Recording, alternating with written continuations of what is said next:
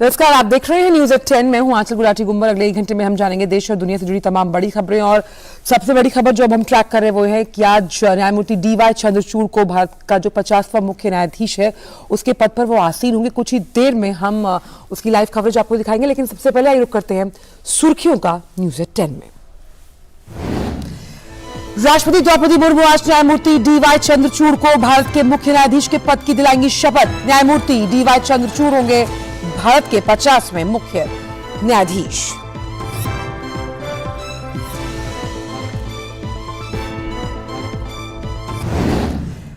हिमाचल प्रदेश में पहले चरण के लिए कल थमेगा प्रचार। प्रधानमंत्री नरेंद्र मोदी कांगड़ा और हमीरपुर जिलों में जनसभाओं को करेंगे संबोधित। वहीं कांग्रेस अध्यक्ष मल्लिकार्जुन खड़गे शिमला और सोलन के नालागढ़ में करेंगे चुनावी रैलियां।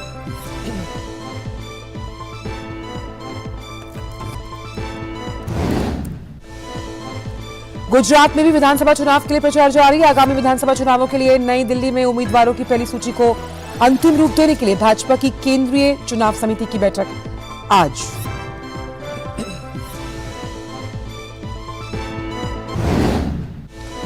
बेलारूस के विदेश मंत्री व्लादिमीर मुकई भारत के दौरे पर पहुंचे नई दिल्ली। व्लादिमीर मुकई अपने समकक्ष डॉक्टर एस जयशंकर के साथ द्विपक्षीय वार्ता में कई अहम मसलों पर करेंगे चर्चा।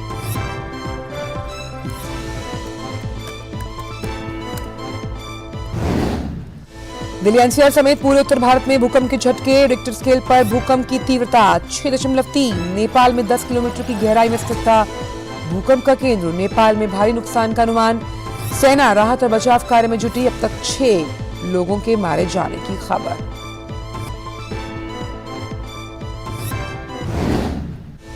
और खेल की खबर में ICC T20 क्रिकेट विश्व कप सेमीफाइनल में आज पाकिस्तान की न्यूजीलैंड से होगी भिड़ंत। टूर्नामेंट में पाकिस्तान का सफर रहा उतार चढ़ाव भरा। न्यूजीलैंड ने ग्रुप में शीर्ष पर रहते हुए अंतिम 4 में बनाई जगह।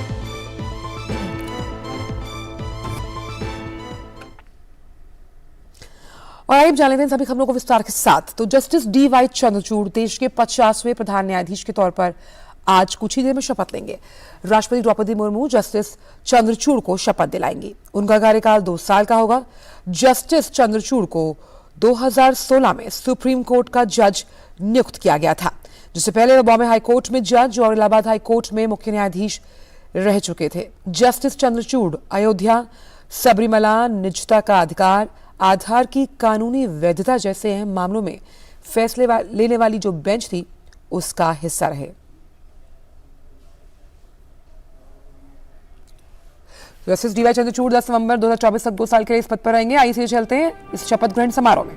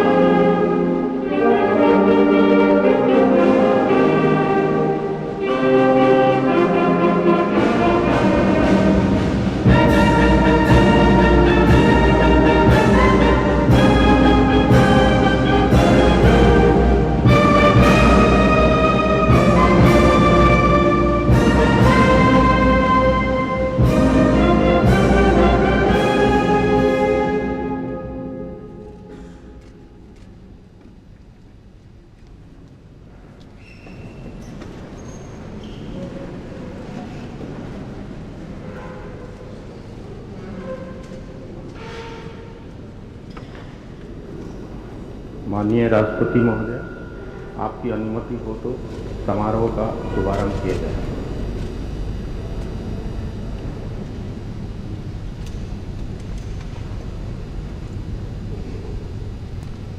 भारत के मुख्य न्यायमूर्ति doctor Dhananjay Yashwant Chandrachud.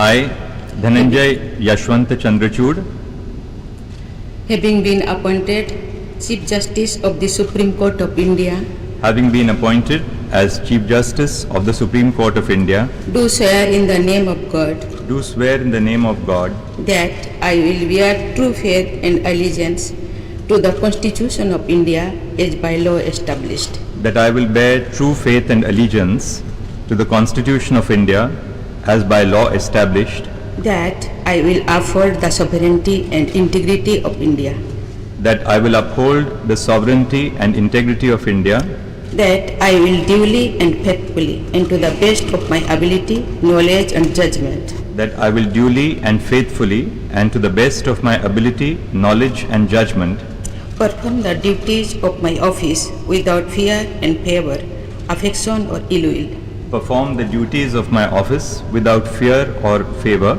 affection or ill will, and that I will uphold the Constitution and the laws. and that I will uphold the Constitution and the laws.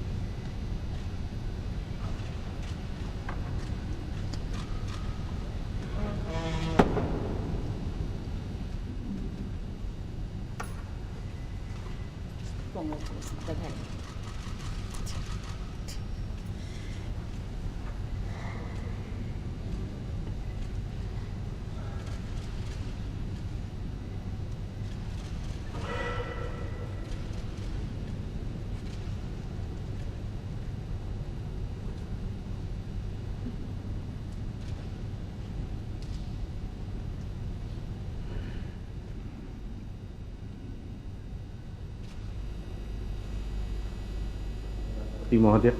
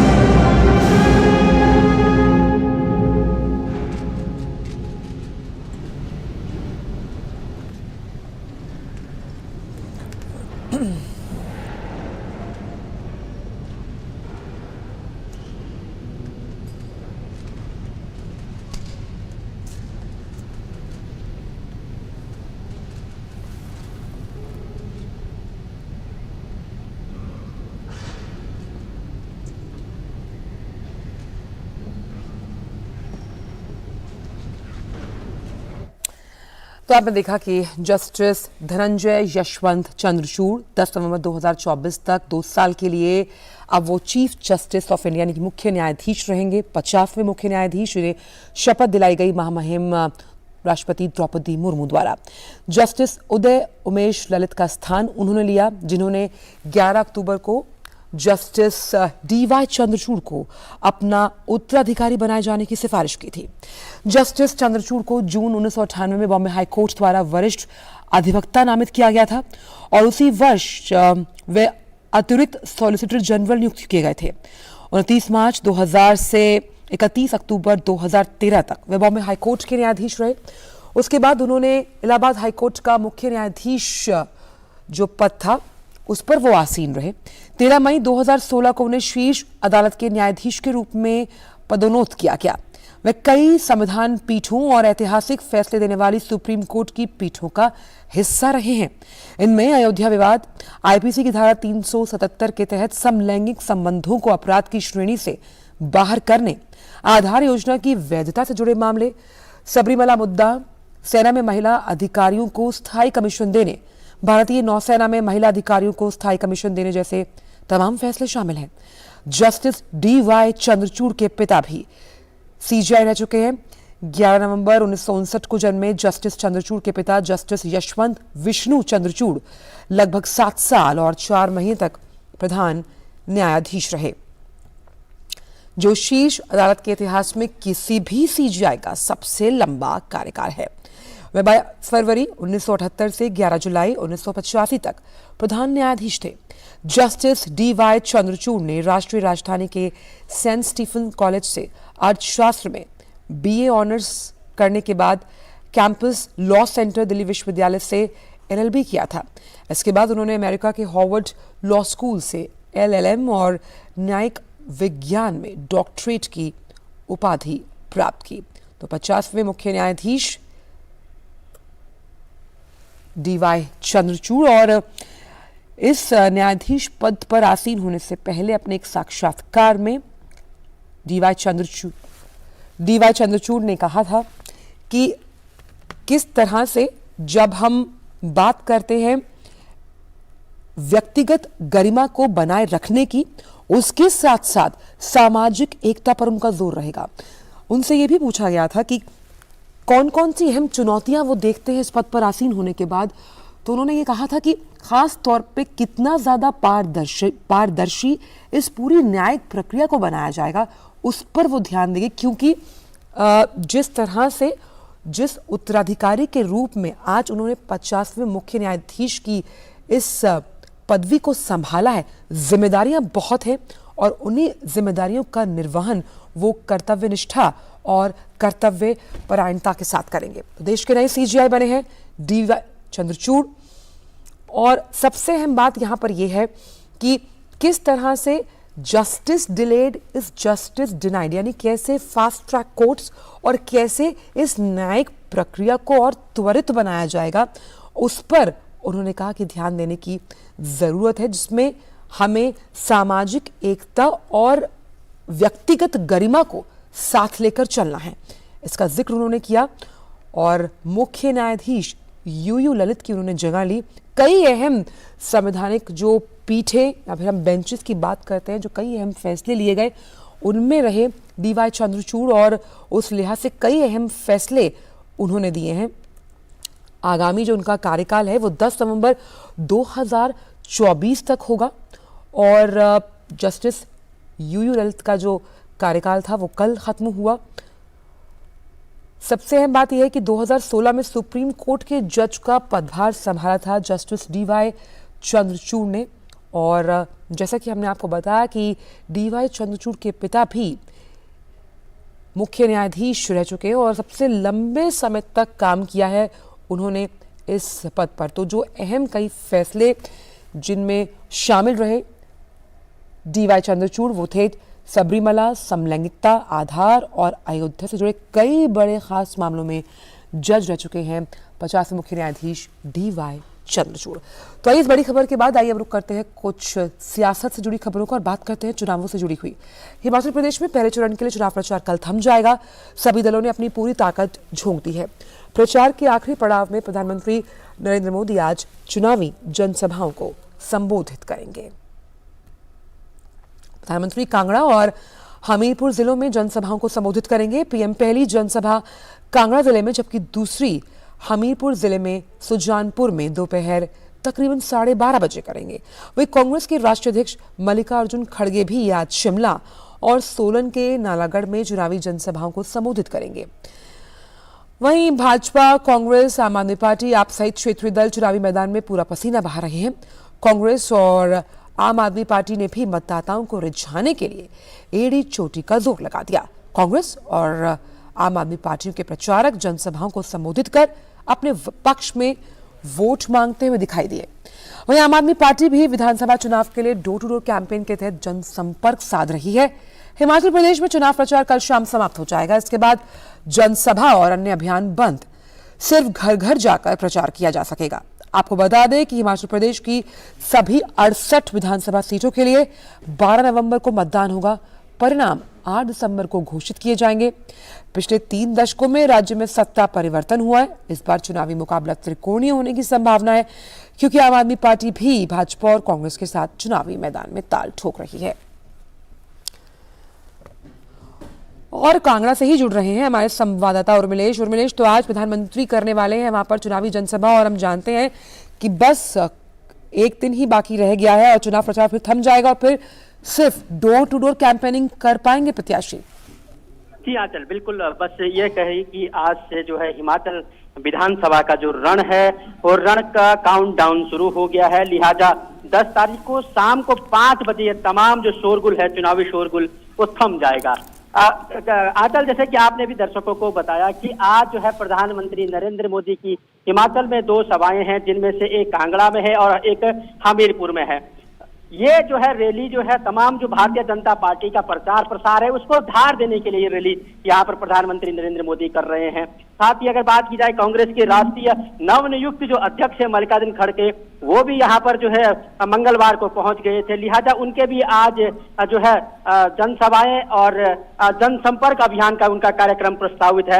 ऐसे में बात की जाए आम आदमी पार्टी की, तो कहीं ना कहीं इस चुनाव में आम आदमी पार्टी पिछड़ती हुई नजर आ रही है आंचल। और इससे कहा जा सकता है कि जिस तरीके से आम आदमी पार्टी ने शुरू में जिस तरीके से प्रचार प्रसार जोर शोर से किया था, जैसे जैसे मतदान के दिन नजदीक आ रहे हैं, कहीं ना कहीं आम आदमी पार्टी भी प्रचार में पिछड़ते हुई नजर आ रही है। दूसरी बात करें कांग्रेस की, तो कांग्रेस में जो यहाँ की कमान है वो प्रियंका गांधी ने जो है संभाल रखी है, राष्ट्रीय महासचिव है कांग्रेस की। और उसके अलावा जो है जो सचिन पायलट है वो यहाँ पे आए थे, भूपेंद्र सिंह हुड्डा यहाँ पे आए थे, उत्तराखंड के जो कांग्रेस के दिग्गज नेता हरीश रावत, उन्होंने यहाँ पे प्रचार करके कांग्रेस के प्रत्याशियों के पक्ष में वोट मांगा था। ऐसे में अगर आप तमाम राजनीतिक अगर जो पंडित है उनका विश्लेषण अगर देखेंगे, उनका कहना है कि भारतीय जनता पार्टी कई दिनों पहले से लगातार चुनाव प्रचार में लगी हुई है, जिसके जो है प्रधानमंत्री से लेकर के तमाम केंद्रीय मंत्री और तमाम जो बड़े दिग्गज नेता है राष्ट्रीय, वो यहाँ पर प्रचार प्रसार कर रहे हैं। उसके हिसाब से देखा जाए तो कहीं ना कहीं भारतीय जनता पार्टी ने ये चुनाव मानसिक रूप से भी और मनोवैज्ञानिक रूप से बढ़त पाने में कहीं ना कहीं आगे है।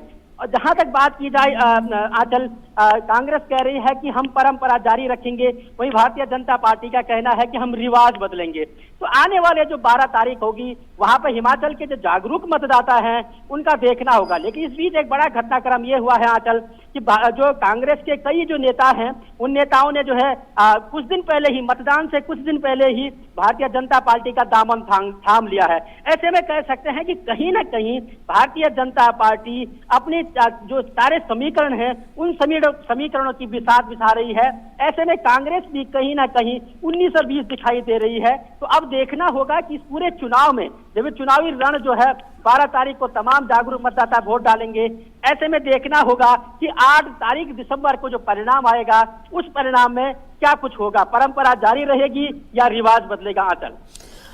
लेकिन सबसे अहम बात यहाँ पर यह भी है उर्मिलेश की, लगातार भाजपा द्वारा ये बात कही जा रही है कि कहीं ना कहीं कांग्रेस जो है वो इन चुनावों में जो तमाम विधानसभा सीटें हैं, प्रमुख विधानसभा सीटें हैं, उनकी अनदेखी कर रही है। खासतौर पर हमने देखा कि राहुल गांधी या फिर प्रियंका गांधी ने यहाँ पर कोई भी चुनावी जनसभा को संबोधित नहीं किया।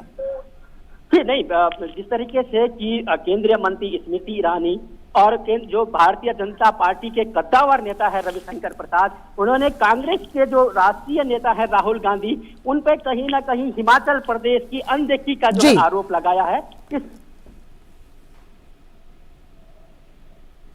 जी उर्मिलेश, तो उर्मिलेश से दोबारा संपर्क साधने की कोशिश करेंगे, लेकिन जो बात उर्मिलेश कह रहे थे इसी का तंज कसा गया है भाजपा द्वारा कि कहीं ना कहीं जो ये तमाम अहम विधानसभा सीटें हैं उनकी अनदेखी कर रही है कांग्रेस, और लगातार वहां पर जो तमाम ये दल हैं उनके अन्य जो स्टार प्रचारक हैं वो वहां चुनावी ताल ठोकते हुए। उर्मिलेश के बाद वापस जाएंगे बाकी जानकारियों के लिए, लेकिन बढ़ते हैं अब आगे और बात करते हैं गुजरात विधानसभा चुनाव को लेकर, जहां पार्टी उम्मीदवारों के नाम तय करने के लिए दिल्ली में भाजपा की केंद्रीय कार्यालय में आज शाम केंद्रीय चुनाव समिति की बैठक होगी। इस बैठक में गुजरात विधानसभा चुनाव के लिए उम्मीदवारों के नाम तय किए जाएंगे। गौरतलब है कि गुजरात में 2 चरण में मतदान होने वाले हैं। इससे पहले गुजरात में राज्य चुनाव समिति की 3 दिन तक बैठक में सभी 182 जो विधानसभा सीटें हैं उस पर जो नाम होने हैं उनको लेकर चर्चा की गई। लोकसभा अध्यक्ष ओम बिरला आज नई दिल्ली में केंद्रीय सूचना आयोग के वार्षिक सम्मेलन का शुभारंभ करेंगे। सम्मेलन की थीम है आजादी का अमृत महोत्सव। सूचना अधिकार के माध्यम से जन केंद्रित शासन सम्मेलन में सुशासन, पारदर्शिता, सूचना का अधिकार, आरटीआई और अन्य संबंधित मुद्दों पर विचार विमर्श होगा। इससे आरटीआई व्यवस्था को और व्यापक बनाने में मदद मिलेगी। मुख्य सूचना आयुक्त और राज्य सूचना आयोगों के आयुक्त सम्मेलन में भाग लेंगे। बेलारूस के विदेश मंत्री व्लादिमीर माकई भारत दौरे पर नई दिल्ली पहुंच गए। व्लादिमीर माकई विदेश मंत्री डॉक्टर एस जयशंकर से द्विपक्षीय वार्ता के साथ कई अहम मसलों पर बातचीत करेंगे। दिल्ली और राष्ट्रीय राजधानी क्षेत्र में कल देर रात लगभग 1:57 पर भूकंप के तेज झटके महसूस किए गए। पड़ोसवर्ती नोएडा और गुरुग्राम में भी कई सेकंड तक भूकंप के झटके महसूस किए गए। भूकंप के झटके महसूस होने के बाद लोग देर रात घरों से बाहर निकल आए। रिक्टर पैमाने पर भूकंप की तीव्रता 6.3 मापी गई। राष्ट्रीय भूकंप विज्ञान केंद्र के अनुसार भूकंप का केंद्र नेपाल में 10 किलोमीटर की गहराई में स्थित था। नेपाल में 6 लोगों के मारे जाने की खबर है। नोएडा में भूकंप के झटके इतने तेज थे कि लोग अपने घर और सोसाइटीज में बाहर निकल आए। अर्थक्वेक आया तो गार्ड ने अलार्म स्विच किया था और प्रिकॉशंस लिए थे कंपनी ने भी, और इधर हम लोग सब बाहर आ गए थे। अर्थक्वेक बहुत तेज था लिटरली। कॉफ़ी पी रहा था रिसेंटली एंड देन उसके बाद सीट एकदम से थोड़ी बहुत हिली एंड देन अलार्म बजा ऑफिस का कि भूकंप आया एंड अर्थक्वेक आया। देन उसके बाद हम तुरंत ही बाहर आ गए और हमने सब लोग बाहर सबको बोला कि आप लोग भी बाहर आ जाओ, क्योंकि काफ़ी तेज़ आया था। और बाकी हमने सब कुछ नॉर्मल कर लिया। देन हम 10 मिनट तक बाहर ही रहे और देन उसके बाद हम ऑफिस में चले गए और अपना वर्क स्टार्ट कर दिया। एक्चुअली हम लोग काम कर रहे थे और all of a sudden I mean earth shaking जैसा फील हुआ, ठीक है। तो हमारे मैनेजर बगल में बैठे थे, तो ऑल ऑफ अ सडन जैसे डिस्कशन स्टार्ट हुआ कि क्या हो रहा है सब लोगों का। तो ऐसे करके फिर अलार्म भी बजा हमारे ऑफिस का और फिर ऐसे करके हम लोग बाहर आना स्टार्ट कर दिए। पिछली देर रात पड़ोसी देश नेपाल भूकंप के तेज झटकों से हिल गया। 6.3 की तीव्रता वाले भूकंप ने जमकर तबाही मचाई। अभी तक 6 लोगों के मरने की खबर है, जबकि 5 लोग घायल, जिन्हें अस्पताल में भर्ती कराया गया। मृतकों में एक महिला और 2 बच्चे शामिल। भूकंप के कारण दर्जनों घर जमींदोज हो गए। अधिकारियों के अनुसार नेपाल सेना को प्रभावित इलाकों में तलाशी एवं बचाव अभियान में लगाया गया है। नेशनल सेंटर फॉर सेस्मोलॉजी ने बताया कि बुधवार तड़के नेपाल में 6.3 तीव्रता का भूकंप आया। एनसीएस के मुताबिक नेपाल में स्थानीय समय के अनुसार सुबह करीब 2:12 पर भूकंप के झटके महसूस किए गए। भूकंप का केंद्र नेपाल के काठमांडू से 155 किलोमीटर दक्षिण पूर्व में 100 किलोमीटर की गहराई में था। भूकंप के केंद्र से निकले झटकों का असर 500 किलोमीटर तक महसूस किया गया। नेपाल में ये इस साल का पहला भयावह भूकंप था। नेपाल के प्रधानमंत्री शेर बहादुर देउवा ने ट्वीट कर भूकंप पीड़ितों के प्रति संवेदना व्यक्त की। उन्होंने कहा कि जिन लोगों ने भूकंप में अपने प्रियजनों को खोया, उनके प्रति हार्दिक संवेदना व्यक्त करता हूं। मैंने संबंधित एजेंसियों को प्रभावित क्षेत्रों में घायलों और पीड़ितों के तत्काल और उचित उपचार की व्यवस्था करने का निर्देश दिया है। निर्वाचन आयोग ओडिशा में आज से मतदाता सूची संशोधन के लिए विशेष अभियान शुरू कर रहा है। आयोग ने संभावित मतदाताओं के 17 से ऊपर वर्ष से अग्रिम आवेदन जमा करने के लिए कहा। पहले हर साल 1 जनवरी को एक क्वालिफाइंग तारीख होती थी जिसके लिए 18 साल से ऊपर के युवाओं को मतदाता सूची में अपना नाम दर्ज कराने के लिए 1 साल तक का इंतजार करना पड़ता था, लेकिन इस साल से साल की हर तिमाही यानी 1 जनवरी, 1 अप्रैल, 1 जुलाई और 1 अक्टूबर से शुरू होने वाले 4 क्वालिफाइंग तारीखों का प्रावधान किया गया है। मुख्य चुनाव आयुक्त राजीव कुमार ने महाराष्ट्र के पुणे में राष्ट्रीय स्तर पर स्पेशल समरी रिवीजन अभियान का शुभारंभ किया। उन्होंने कहा कि अगर कोई वोटर लिस्ट में शामिल नहीं, उसके लिए वोटर लिस्ट में शामिल होने का ये सुनहरा मौका। हमारा लक्ष्य है कि सभी को मतदान से जोड़ा जाए। हम इसी को लेकर लोगों को प्रेरित कर रहे हैं। This summary revision starts every year, but this time we are doing a very focused activity and starting it from Pune. It is starting all over the country from today. What does it mean? It means that everywhere in the country, in every farthest possible place, be it hills, be it coastal lines, be it west, everywhere, and inaccessible terrains, deserts, everywhere, every single citizen gets enlisted as a voter and strengthens the democracy. And strengthens the democracy by not only getting registered but also voting. खबर गुजरात से, जहां के खेड़ा जिले के पलाना गांव में कपास के एक गोदाम में आग लग गई। आग लगने की सूचना मिलते ही फायर ब्रिगेड की टीम मौके पर पहुंची। कड़ी मशक्कत के बाद आग पर काबू पा लिया गया। वहीं आग लगने की इस घटना में किसी तरह की जानहानि नहीं हुई है। आग लगने के कारणों के बारे में अभी तक कोई जानकारी नहीं। वहीं घटना में गोदाम के मालिक का लाखों का नुकसान हुआ है।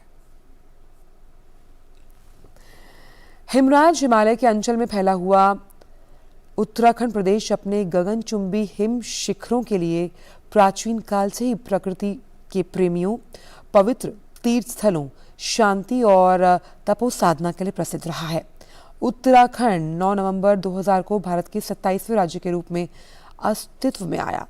देवभूमि कही जाने वाले उत्तराखंड जो है वो इस साल अपना 22वां स्थापना दिवस मना रहा है।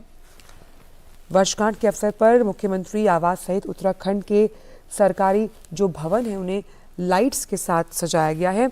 उत्तराखंड अपनी प्राकृतिक सौंदर्यता और संस्कृति के लिए जाना जाता है। उत्तराखंड की नदियों, ग्लेशियर्स और पहाड़ों की खूबसूरती के साथ सबसे महत्वपूर्ण 4 धाम बद्रीनाथ, केदारनाथ, गंगोत्री और यमुनोत्री की यात्रा के लिए हर साल लाखों लोग उत्तराखंड की यात्रा पर आते हैं।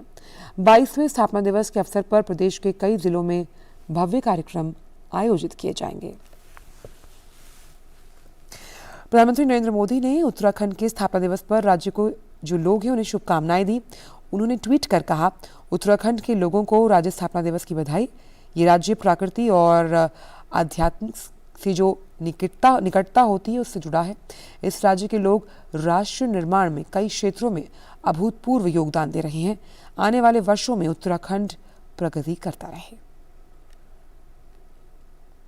उत्तराखंड के मुख्यमंत्री पुष्कर सिंह धामी ने राज्यवासियों को स्थापना दिवस की बधाई दी। उन्होंने अपने ट्वीट संदेश में कहा, प्रिय देशवासियों, आप सभी को उत्तराखंड राज्य स्थापना दिवस की हार्दिक बधाई एवं शुभकामनाएं। पृथक राज्य आंदोलन में अपने प्राणों की आहुति देने वाले अमर शहीदों को कोटिश नमन। उत्तराखंड के मुख्यमंत्री पुष्कर सिंह धामी ने देहरादून में राज्य स्थापना दिवस के अवसर पर शहीद स्मारक पर श्रद्धांजलि अर्पित की। गौरतलब है कि उत्तराखंड की मांग को लेकर कई वर्षों तक चले आंदोलन के आखिरकार 9 नवंबर 2000 को उत्तराखंड के 27वें राज्य के रूप में उसे शामिल किया गया था। वक्त एक ब्रेक का। It's another 6. रिचार्ज जल्दी रिचार्ज करा। ये क्या किया? मैच तो गया। पेमेंट कैसे करेंगे? टोकनाइज कार्ड से। टोकन? हाँ, ऑनलाइन पेमेंट के लिए आरबीआई लाए हैं टोकनाइजेशन। एक बार कार्ड डिटेल्स, ओटीपी, सीवीवी डालकर टोकन जनरेट कीजिए। कार्ड भी सुरक्षित और बार बार डिटेल्स भरने की नो झंझट। वही सुविधा अधिक सुरक्षित। ऑलराउंडर। वो की मैं। आरबीआई कहता है कि जानकार बनिए, सतर्क रहिए।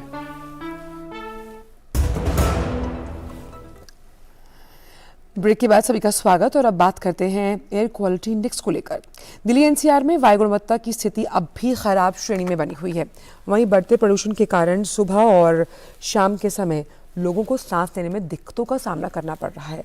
साथ ही गले में खराश, सीने में जकड़न जैसी शिकायत हर उम्र में देखने को मिल रही है।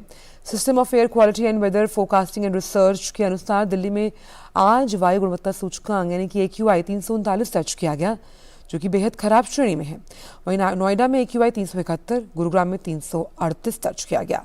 गौरतलब है कि वायु गुणवत्ता सूचकांक 0 से 50 के बीच अच्छा, 101 से 200 के बीच मध्यम, 201 से 300 के बीच खराब, वहीं 301 से 400 के बीच AQI को बहुत खराब और 401 से 500 के बीच इसे गंभीर माना जाता है। तो राजधानी दिल्ली में आज से ही सभी प्राइमरी स्कूल फिर से खुल गए। सुबह से ही छात्र छात्राएं बैग लेकर राजधानी की सड़कों पर अपने स्कूल जाते हुए दिखाई दिए। प्रदूषण के कारण दिल्ली सरकार ने प्राइमरी स्कूलों को बंद करने के साथ उच्च कक्षाओं के छात्रों के लिए स्कूल में बाहरी गतिविधियों पर प्रतिबंध लगा दिया था। बीते हफ्ते शनिवार और रविवार को वायु प्रदूषण स्तर में थोड़ा सा सुधार होने के बाद दिल्ली सरकार ने स्कूलों पर लगे सभी पाबंदियों को वापस लेकर 9 नवंबर से कक्षाएं लेने का आदेश दिया था। गोवा में इस साल 20 से 28 नवंबर के दौरान 53वां अंतर्राष्ट्रीय फिल्म महोत्सव इफ्फी आयोजित होने जा रहा है। राज्य के मुख्यमंत्री प्रमोद सावंत ने बताया कि 53वें अंतर्राष्ट्रीय फिल्म महोत्सव की तैयारी पूरी हो चुकी है। उन्होंने कहा कि इसे लेकर समीक्षा भी की गई। कोरोना के बाद राज्य सरकार और केंद्र सरकार की तरफ से इस साल का आयोजन बहुत बड़ा है। 53rd इंटरनेशनल फिल्म फेस्टिवल की पूरी तैयारी हो चुकी है। इस बार का इफ्फी कोविड के बाद यानी बहुत ही बड़ा आयोजन गोवा सरकार की तरफ से, गवर्नमेंट ऑफ इंडिया की तरफ से और आज़ादी के इस अमृत काल में बड़ा आयोजन हो जाएगा। वक्त हो चला है डीडी प्रीमियर्स का।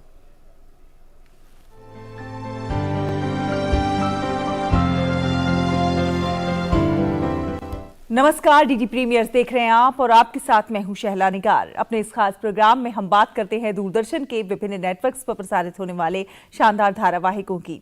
तो सबसे पहले बात करेंगे धारावाहिक कॉर्पोरेट सरपंच की। इस धारावाहिक में आज आपको देखने को मिलेगा कि इंद्रेश ने अपनी धर्मपत्नी मंजू को हमेशा के लिए मायके भेज देने की ठान ली है। इधर कीर्ति अपने चाचा को उनकी गलती का एहसास दिलाने की कोशिश कर रही है। मैंने फैसला कर लिया है कि मंजू अब अपने मायके में ही रहेगी। ऐसा इसलिए क्योंकि अगर वो गांव में आ गई तो रास्ते चलते लोग मेरे ऊपर हंसेंगे कि देखो जा रहा है गांव का डरपोक कायर मर्द जिसको उसकी बीवी ने मारा। आज भले ही गांव की अधिकतर औरतों को अपने अपने पतियों से मार खाना अजीब ना लग रहा हो, लेकिन एक ना एक दिन उन्हें अजीब भी लगेगा और बुरा भी लगेगा। पंचायत की बातें पंचायत में हो चुकी है, अब बस भूल जाओ सब। लेकिन आपने चाची जी पे हाथ उठाया। चाचा जी, आपको माफी तो मांगनी चाहिए। कीर्ति, मुझे मेरे पति से कोई माफी नहीं चाहिए। मेरे पति मेरे लिए भगवान है। तो भगवान है तो गलती क्यों करते हैं? और अगर गलती करते हैं तो भगवान किस बात के हुए भाई? तो क्या होगा कीर्ति की इस पहल का परिणाम? जानने के लिए देखिए धारावाहिक कॉर्पोरेट सरपंच सोमवार से शुक्रवार रात 8:30 बजे डीडी नेशनल पर। और दूरदर्शन की खास प्रस्तुति धारावाहिक बालकृष्ण में आज आपको देखने को मिलेगा कि कृष्णा को मौत के घाट उतारने के उद्देश्य से वर्तासुर गोकुल में प्रवेश कर रहा है। इधर संदूक से अचानक गायब हो जाने के चलते यशोदा मां को चिंता सता रही है। इतना बड़ा वचन आपने दाऊ को दे दिया, जबकि आप जानते थे कि एक और उस जादूगर की दृष्टि आप पर बनी हुई है और दूसरी ओर वत्सासुर गोकुल की ओर बढ़ रहा है। ऐसे कठिन समय में आपको इतना बड़ा जोखिम उठाने की क्या आवश्यकता थी माधव? असंभव को मैं संभव कर दूं, बालक को मैं सशक्त बना दूं।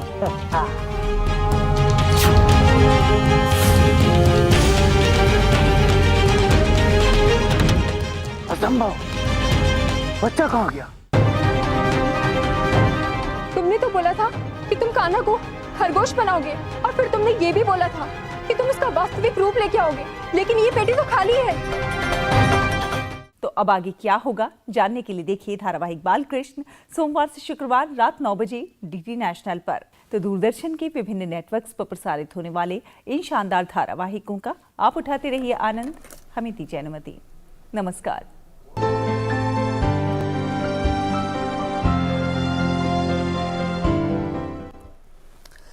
और अब बात पुष्कर मेले से जुड़ी हुई। तीर्थ नगरी पुष्कर में अंतर्राष्ट्रीय पुष्कर मेले का आयोजन आज कार्तिक मास की पूर्णिमा को संपन्न हो जाएगा। इस मेले को धर्म, आस्था और विश्वास का प्रतीक माना जाता है।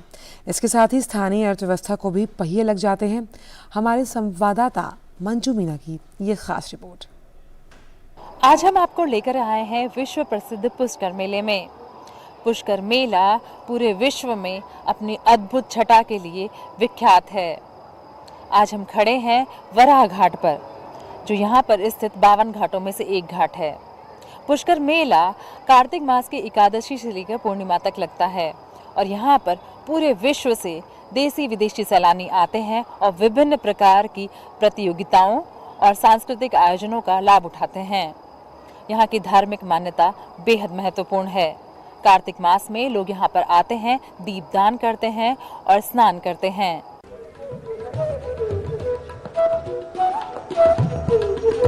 सारे तीर्थ करने के बाद पुष्कर सरोवर में स्नान करके ही सभी तीर्थों का पुण्य मिलता है। यही वजह है कि कार्तिक के पवित्र महीने में देश और दुनिया भर से श्रद्धालु पुष्कर सरोवर में स्नान के लिए आते हैं। पौराणिक मान्यताओं के अनुसार कार्तिक मास में ब्रह्मा, विष्णु, महेश सहित 33 कोटि देवी देवताओं का वास पुष्कर में होता है। पुष्कर में ही प्रसिद्ध ब्रह्मा जी का मंदिर है, जहां काफी संख्या में श्रद्धालु दर्शन के लिए आते हैं। आने वाले श्रद्धालुओं की सुविधाओं के लिए पुष्कर सरोवर के चारों ओर 52 घाट बनाए गए हैं, जहां वे लोग स्नान, ध्यान, पूजन और दीपदान करते हैं।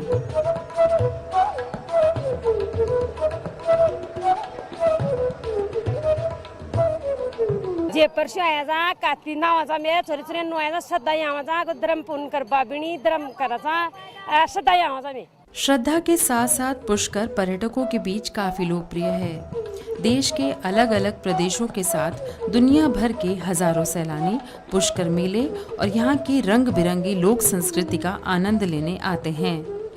मेले में आयोजित होने वाली विभिन्न प्रतियोगिताओं में स्थानीय लोगों के साथ विदेशी सैलानी भी चाव से हिस्सा लेते हैं।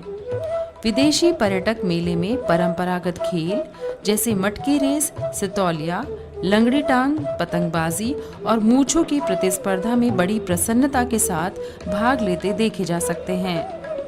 We were like first seen like a mustache competition. It was like a beautiful pageant of very handsome men with very long mustaches, very stylish. विदेशी पर्यटकों को रंग बिरंगे कपड़े, झूले, सैंड आर्ट, एडवेंचरस स्पोर्ट्स और camel safari, desert bite, hot air balloon भी खूब लुभाते हैं। 8 दिनों तक चलने वाले इस मेले में हर शाम रंगारंग सांस्कृतिक कार्यक्रम भी आयोजित किए जाते हैं।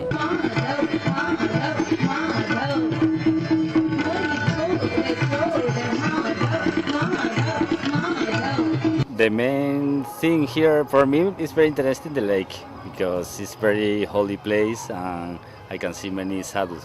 For me, the more interesting for me is the sadhus and the camel, but I like this kind of people. 5-10 साल से आ ही रहे हैं यहाँ पे। कोरोना के बाद 2 साल के बाद जो मेला लगा है, तो उसमें लोगों में वही उत्साह देखने को मिला है जैसा पहले देखने को मिलता था, बल्कि और ज़्यादा उत्साहित हुए हैं क्योंकि 2 साल बाद में वापस आयोजन हुआ है। I'm coming from Belgium and I'm enjoying really much the Pushkar Camel Fair.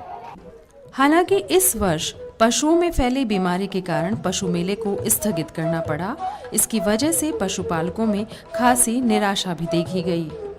स्थानीय पशु व्यवसाय से जुड़े लोगों का कहना है कि 2 वर्ष से कोरोना के कारण पशु मेला नहीं लग रहा था, लेकिन इस बार उन्हें उम्मीद थी कि मेले से पशुपालकों को सहारा मिलेगा।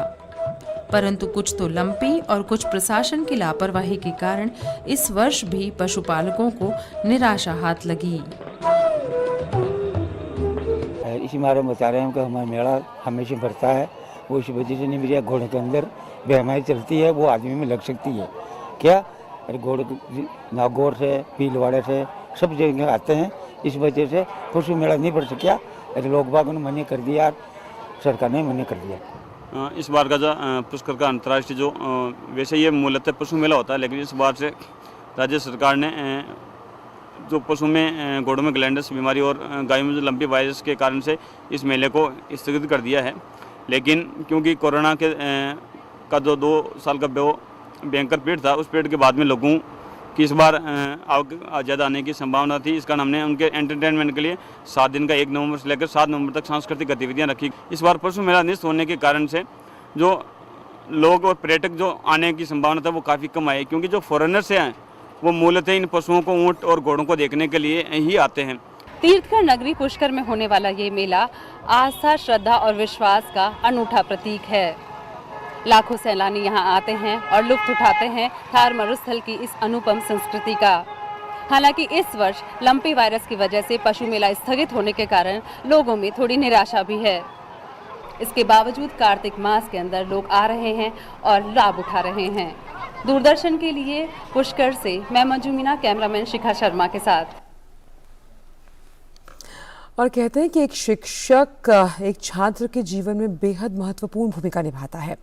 छात्रों को राष्ट्र का भविष्य माना जाता है और एक शिक्षक को उनकी उन्नति के लिए एक विश्वसनीय मार्गदर्शक, वे न केवल शिक्षाविदों या फिर उनकी जो पाठन से जुड़ी गतिविधियां हैं उसमें छात्रों का मार्गदर्शन करते हैं, बल्कि बच्चों के भविष्य को आकार भी देते हैं। छात्रों को बेहतर इंसान बनाने के लिए जिम्मेदार होते हैं। कुछ ऐसी ही कहानी है मीरा ममनानी की, जो कि अपनी अनूठी मस्ती की पाठशाला मुंबई के कार्टर रोड पर वंचित तबकों के जो बच्चे हैं उन्हें पढ़ाकर चलाती है। देखिए एक खास रिपोर्ट।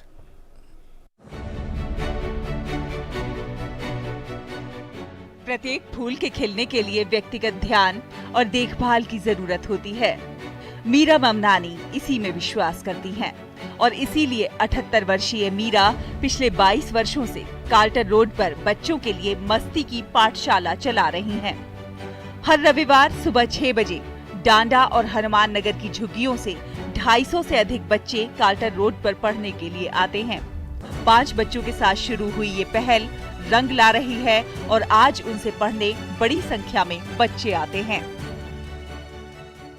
मैंने 42 इयर्स रिजर्व बैंक में काम किया और इधर से वॉक पर आती थी। एक ओल्ड मैन 5-6 बच्चों को पढ़ाता था, तो मेरे मन में ध्यान आया कि मैं भी इन बच्चों को आफ्टर द रिटायरमेंट में पढ़ाएगी। और 2003 से मैं आज तक इनको पढ़ा रही हूँ। 22 बरस हो गए मेरे को। I am trying to put seed of education कि ये बच्चे पढ़ेंगे, इनके और अच्छा पढ़ेंगे, भारत बहुत आगे जाएगा। They are the future of India. Monsoon के मौसम में भी मीरा की मुहिम अनवरत जारी रही। बारिश हो या आंधी तूफान, मस्ती की इस पाठशाला के बच्चे स्कूल में आने के इतने शौकीन हैं कि वो बारिश का आनंद लेने और पढ़ने के लिए भी तैयार रहते हैं। जबकि गर्मी के मौसम में ये शिक्षण कार्य पेड़ों की छाया में आयोजित होता है। हाँ, मेरा नाम अनुज है और मैं यहाँ आता हूँ हर संडे को। कार्टर टीचर इंग्लिश, साइंस, मैथ्स जो भी रहता है स्कूल का हम लोग को पढ़ाती है और बताती है अच्छे से, और बोलती है तुम लोग पढ़ो, और जो नहीं आता वो सिखाती है। और उसके बाद हम लोग आते हैं इधर, हम लोग का मन भी लगता है। 4 साल से पढ़ रही हूँ, तो मुझे टीचर पढ़ाती है, मुझे बहुत अच्छा लगता है। और मैं एक दिन नहीं आती तो मुझे अजीब सा लगता है कि मुझे आज जाना बहुत ज़रूरी था, क्योंकि इधर मेरा बहुत दिल लगता है पढ़ाई में। टीचर बहुत अच्छी है। मीरा ममनानी की मुफ्त शिक्षा की इस पहल का अब और विस्तार हो रहा है। यहाँ बुनियादी शिक्षा के अलावा बच्चों को सामाजिक कार्यों के प्रति भी जागरूक बनाया जाता है, ताकि वो सही गलत को पहचान सकें और अपने आसपास के लोगों के लिए बेहतर भविष्य का निर्माण कर सकें। बच्चों को उनके परिवेश से संबंधित बुनियादी स्वच्छता के मुद्दों से लेकर नैतिक पाठ तक, यानी कि अपने माता पिता और परिवार के बड़ों का किस तरह से सम्मान किया जाता है, ये सब भी सिखाया जाता है। इतना ही नहीं, वो बच्चों को शहर के भीतर संग्रहालयों, चिड़ियाघरों और अन्य स्थलों का नियमित दौरा कराती हैं, ताकि उनकी शिक्षा सैद्धांतिक और व्यवहारिक हो। सिर्फ इतना ही नहीं, मीरा की इस कक्षा में बच्चों के लिए नाश्ता और वापस उनके घर जाने के लिए 20 रुपए किराए के भी दिए जाते हैं। इस पाठशाला के कुछ प्रतिभाशाली बच्चे अब पेशेवर बन गए हैं या अपने परिवार के कमाने वाले बन गए हैं और अपने माता पिता और शिक्षकों को गौरवान्वित कर रहे हैं। और ये स्वादिष्ट नाश्ता बच्चों को यहाँ पढ़ने आने के लिए प्रोत्साहित करता है। कड़ी से कड़ी जुड़ रही है और यहाँ आने वाले बच्चों की संख्या बढ़ती जा रही है। तकरीबन मैं 3 सालों से इस काटर रोड पे रहता हूँ और इससे पहले भी मैं यहाँ से आता जाता गुजरता हुआ देखते थे कि बच्चे पढ़ाई करते, तो उतना इंटरेस्ट नहीं था। जब से मैं इधर रहता हूँ तब से मेरे बच्चे आते हैं तो मुझे अच्छा लगता है। बच्चे लोग खुद उठ के आते हैं यहाँ पे, उनको खुद पढ़ाई करने का रहता है, इंटरेस्ट है उनको यहाँ पढ़ने में। मीरा की इस पहल को अन्य स्थानीय लोगों का भी साथ मिला है। जो बच्चे क्लास में नहीं आ सकते हैं, उन बच्चों के लिए ऑनलाइन कक्षाएं संचालित की जा रही हैं। मीरा बच्चों को अच्छे मूल्य, परंपरा और आधुनिक चुनौतियों के बारे में जागरूक बना रही हैं। आज वो कई बच्चों और अन्य लोगों के लिए प्रेरणा की स्रोत हैं। मुंबई से तबस्सुम मलिक की रिपोर्ट, डीडी न्यूज। और बात शेयर मार्केट से जुड़ी हुई। छुट्टी के बाद खुले शेयर बाजार की शुरुआत आज भी अच्छी रही। 30 स्टॉक्स पर आधारित बीएसई का प्रमुख जो सूचकांक है सेंसेक्स, वो 119 अंकों की बढ़त के साथ 61,304 पर, वहीं निफ्टी 18,228 पर खुला। शुरुआती कारोबार में भी 165 अंकों की बढ़त के साथ 61,000 के ऊपर के लेवल पर ही कारोबार कर रहा है बीएसई। वहीं निफ्टी भी 18,000 से ऊपर। टॉप गेनर्स की अगर बात की निफ्टी में तो कोल इंडिया, वहीं 4% का उछाल देखा गया। इसके अलावा तमाम जो डिफेंसिव सेक्टर की अगर बात की जाए, यानी कि सिप्ला, यानी कि जो आपके दवाइयों से जुड़ी तमाम शेयर मार्केट में कंपनीज हैं, Cipla, doctor Reddy, Nestle India और ब्रिटानिया के शेयर भी टॉप गेनर्स की लिस्ट में। वहीं Hindalco, Divis lab, ONGC, Hindustan Unilever, HDFC top losers में। सोमवार की अगर बात की जाए तो यहाँ पर भी जो सेंसेक्स था वो 200 से ज़्यादा अंकों की बढ़त के साथ 61,000 के ऊपर के लेवल्स पर बंद हुआ था। बात कच्चे तेल की तो अंतर्राष्ट्रीय बाजार में कच्चे तेल के दाम में उतार चढ़ाव का सिलसिला लगातार जारी। हफ्ते के तीसरे कारोबारी दिन कच्चा तेल मामूली गिरावट के साथ $96 प्रति बैरल के करीब ट्रेड कर रहा है। हालांकि सार्वजनिक क्षेत्र की तेल एवं गैस विपणन कंपनियों ने घरेलू बाजार में पेट्रोल डीजल के दाम में कोई बदलाव नहीं किया। इंडियन ऑयल की वेबसाइट के मुताबिक आज दिल्ली में पेट्रोल ₹96.72, डीजल ₹79.62 प्रति लीटर रहा। मुंबई में पेट्रोल का भाव ₹106.31 और वहीं डीजल का भाव ₹94.27 रहा। कोलकाता में ₹106.03 और पेट्रोल की कीमत, वहीं डीजल की कीमत ₹92.76 रही।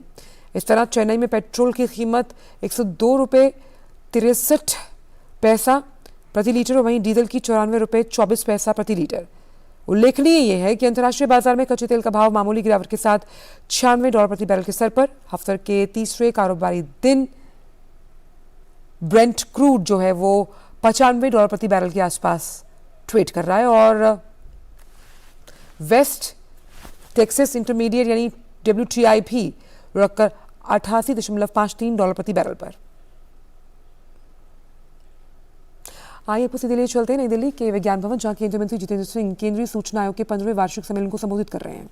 स्थापित की लगभग 1600 कानून ऐसे हैं जो डीओपीटी और अन्य विभागों के सौजन्य से हटा दिए गए ताकि प्रक्रियाओं में सरलता आए, विलंब ना हो, बहुत ज्यादा टीडियस ना रहे।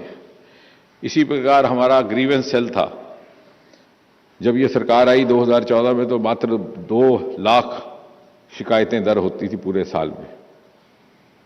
अब वो उसकी संख्या बढ़कर के 25 लाख हो गई, क्योंकि उसको वाइब्रेंट बनाया गया, उसकी टाइमलाइन निर्धारित की गई। 4 सप्ताह के भीतर उसका जवाब देना है, जब ना हो सके तो उसका कारण बताना है और बीच बीच में व्यक्तिगत तौर पर ह्यूमन इंटरफेस करके भी उसको शिकायतकर्ता से वार्ता की जाए, संवाद हो। साथ ही साथ उसको व्हाट्सएप पे भी लाया गया। केंद्रीय सीपी ग्राम के साथ राज्यों को जोड़ दिया गया। और जब मैंने ये बात किसी पत्रकार वार्ता में कही तो एक पत्रकार ने व्यंग किया कि कहीं ऐसा तो नहीं कि आपकी सरकार के खिलाफ शिकायतों की संख्या ही बढ़ गई है, 2 लाख से 25 लाख आप कह रहे हैं। तो मैंने कहा नहीं, इसका उत्तर तो बाबा गालिब 150 साल पहले दे गए कि जब तवक्को ही उठ गई गालिब क्यों किसी का गिला करे कोई। हमसे तवक्को है, हमसे अपेक्षा है, इसलिए हमारे पास शिकायत की जाती है।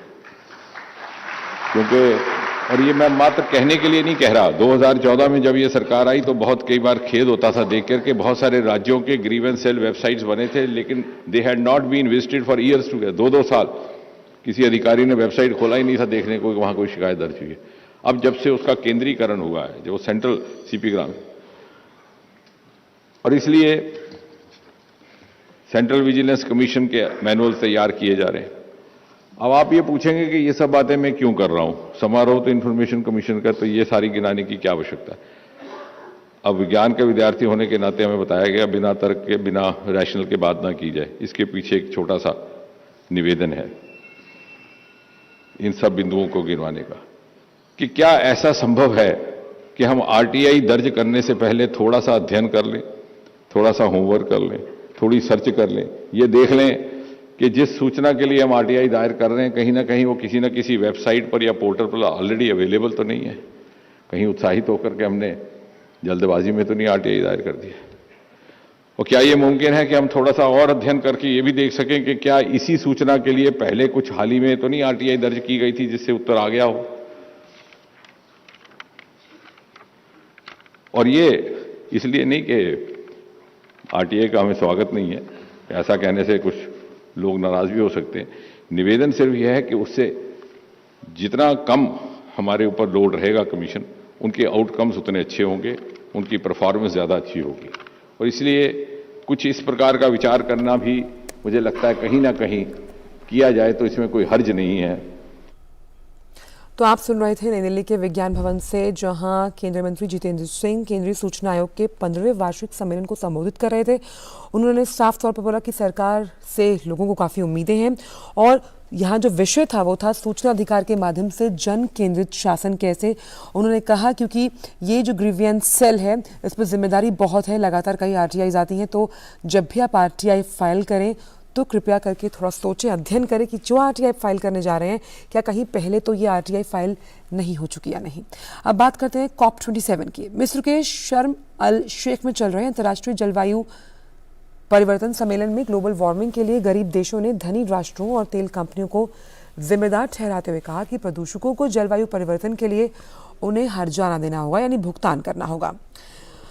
वहीं इसके साथ ही उन्होंने ग्लोबल कार्बन टैक्स लगाने की भी मांग की है। उन्होंने कहा कि एक तरह तेल कंपनियां और अमीर और देश मुनाफा कमा रहे हैं एक तरफ, और वहीं छोटे और खासकर की जो द्वीप राष्ट्र हैं उनकी हालत बेहद खराब है। इन राष्ट्रों ने कहा कि वे उनकी अर्थव्यवस्था को नुकसान पहुंचा रहे हैं। अफ्रीकी राज्यों ने इसके लिए और अधिक अंतर्राष्ट्रीय फंड की भी मांग की। बारबाडोस के प्रधानमंत्री मिया मोटली जैसे नेताओं ने कहा कि ये समय जीवाश्म ईंधन कंपनियों द्वारा जलवायु परिवर्तन होने वाले नुकसान को लेकर गरीब देशों को आर्थिक योगदान करने का है। बहामास के प्रधानमंत्री फिलिप डेविड ने भी सभी के हितों में जलवायु परिवर्तन से निपटने के लिए अमीर देशों से वास्तविक रूप में काम करने की अपील की। सम्मेलन में बाढ़ से प्रभावित देशों ने जोर दिया कि उनके पास कोई दूसरा ग्रह नहीं है। पाकिस्तान के प्रधानमंत्री शहबाज शरीफ ने कहा कि वैश्विक उत्तर को हमारी दिक्कतें समझने की जरूरत है और क्लाइमेट ट्रांसफर की दिशा में तेजी से काम किया जाना चाहिए। रूसी राष्ट्रपति व्लादिमीर ज़ेलेंस्की ने कहा कि रूस ने यूक्रेन पर हमला कर दुनिया भर की सरकारों का जलवायु परिवर्तन से निपटने के जो प्रयास है उसका ध्यान भटकाया और कोयले की मांग को बढ़ाया है।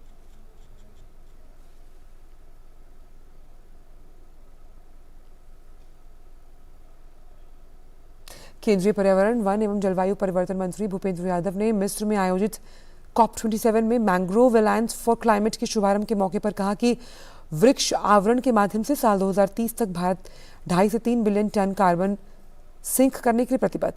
उन्होंने कहा कि मैंग्रोव के क्षेत्रफल में बढ़ोतरी करने में भारत का व्यापक अनुभव, जिससे वैश्विक स्तर पर लाभ लिया जा सकता है। भूपेंद्र यादव ने कहा कि मैंग्रोव दुनिया के सबसे अधिक उत्पादक परिस्थिति तंत्रों में से एक, ये जंगल के कई जीवों के लिए एक नर्सरी ग्राउंड के रूप में कार्य करता है, तटीय शरण की रक्षा करता है, कार्बन को अलग भी करता है, लाखों लोगों के लिए आजीविका का साधन। इसके अलावा इसके आवास में जीवों के तत्वों को आश्रय देना। उन्होंने कहा कि मैंग्रोव दुनिया के 123 देशों में उष्ण कटिबंधीय और उष्ण कटिबंधीय क्षेत्र में ये पाए जाते हैं। ब्लू इकोनॉमी को बनाए रखने के लिए स्थानीय क्षेत्रों और अंतर्राष्ट्रीय स्तरों पर तटीय आवासों, विशेष रूप से उष्ण कटिबंधीय देशों के लिए मैंग्रोव की स्थिरता सुनिश्चित करना अनिवार्य है।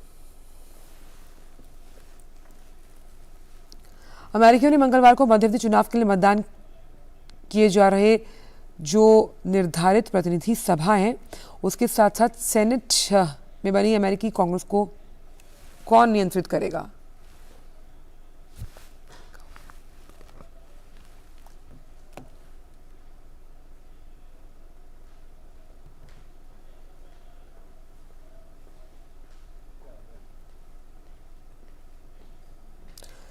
तो मध्यवर्ती चुनाव के नतीजे आने शुरू हो गए। अमेरिकी सेनेट के लिए चुनाव में डेमोक्रेटिक नेता चक शुमर, रिपब्लिकन नेता जॉन थ्यून फिर से चुनाव जीत गए। वहीं रिपब्लिकन पार्टी के नेता रॉन डिसेंटिस फिर से फ्लोरिडा के गवर्नर चुने गए। उन्होंने चार्ली क्रिस्ट को हरा दिया।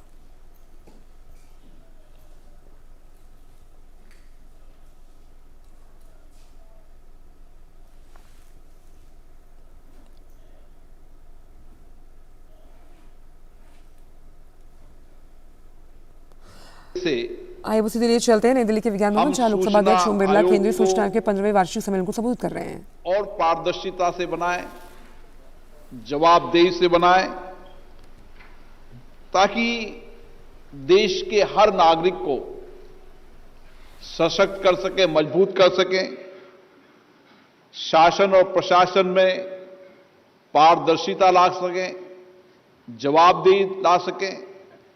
इसके लिए आप लगातार चर्चा और संवाद कर किस तरीके से इस अधिनियम को प्रभावी क्रियान्वयन के साथ जो अंतिम समाज का व्यक्ति है, जो सूचना मांग रहा है, उसको ठीक समय पर सूचना उपलब्ध हो जाए। और इसीलिए इस कानून को अधिक प्रभावी, इसका प्रभावी क्रियान्वयन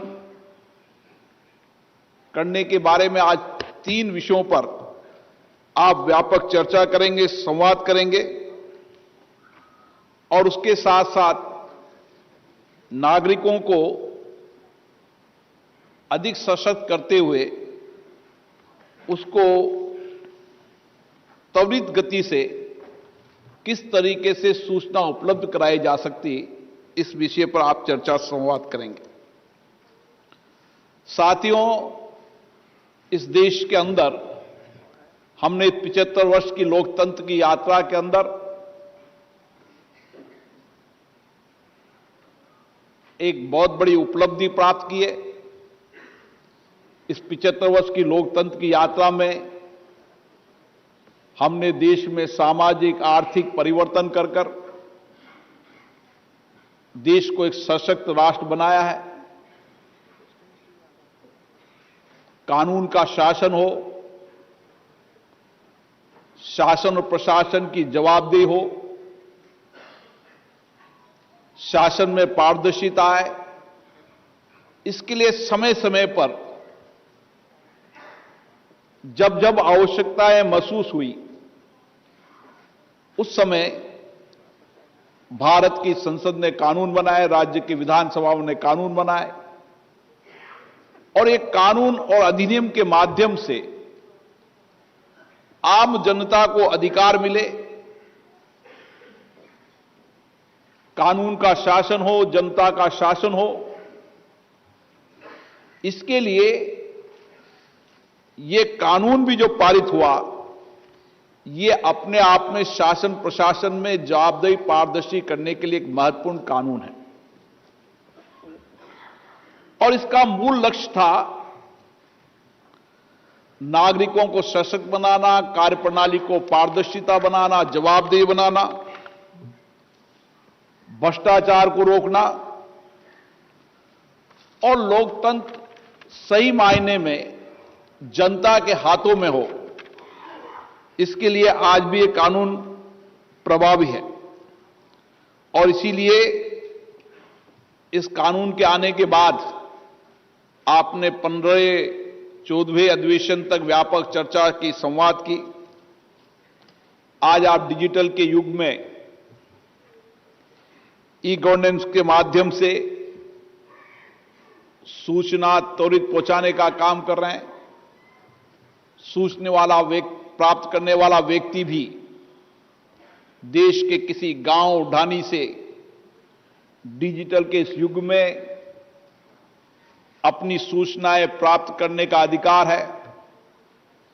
आपने मोबाइल एप्लीकेशन, वेबसाइट, कई माध्यमों का उपयोग कर इस कानून को प्रभावी बनाने के लिए आपने लगातार चर्चा संवाद की।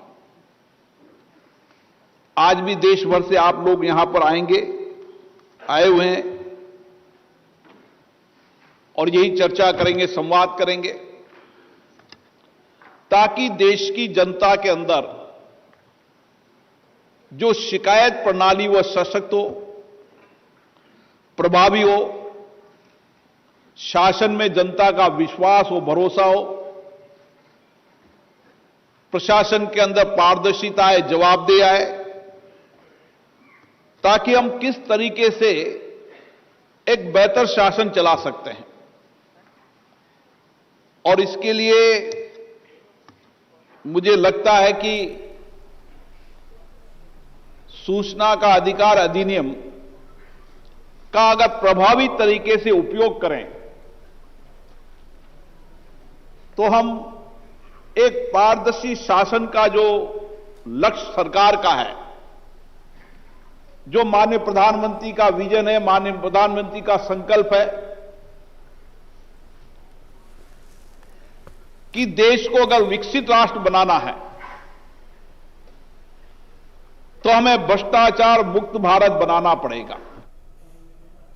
आप सुन रहे थे लोकसभा अध्यक्ष ओम बिरला को, जो कि केंद्रीय सूचना आयोग के 15वें वार्षिक सम्मेलन को संबोधित कर रहे थे। काफी अहम बातें उन्होंने कही। उन्होंने साफ तौर पर कहा कि जब जब जरूरत पड़ी है तब तक संसद ने कानून बनाया है और ये जो कानून बनाने की प्रक्रिया है इसे और मजबूत करना है। शासन और प्रशासन के बीच जो एक पारदर्शिता है, जवाबदेही है, उसे सुनिश्चित करना बेहद जरूरी है और ये जब सुनिश्चितता की जाएगी तो कहीं ना कहीं कानून बनाने की जो प्रक्रिया है वो और ज्यादा सशक्त होगी। रुक करते अगली खबर का इसके बाद, जो कि खेल के मैदान से है। इंग्लैंड के खिलाफ सेमीफाइनल मुकाबले में पहले भारतीय क्रिकेट टीम के कप्तान रोहित शर्मा ने एक प्रेस कॉन्फ्रेंस को संबोधित करते हुए कहा कि उनकी टीम यह खिताब जीतना चाहती है। उन्होंने कहा कि उनकी टीम की कोशिश अच्छा क्रिकेट खेलने की होगी। Yeah, absolutely. It's an opportunity for us to come and do that, but we do understand it's been a long process for us and we will stick to our process. I think it's important not to get ahead of ourselves. And we do understand as well that we have to play good cricket to win that game, which I think we've done in this tournament. We just need to stick to it. I know we're a long way away from it, but I think it's important to just understand that it's a contest between bat and ball, which we have to come on top with. And and stick to and trust what you've been doing so far. और फिलहाल news 18 में इतना ही। दीजिए इजाजत, नमस्कार।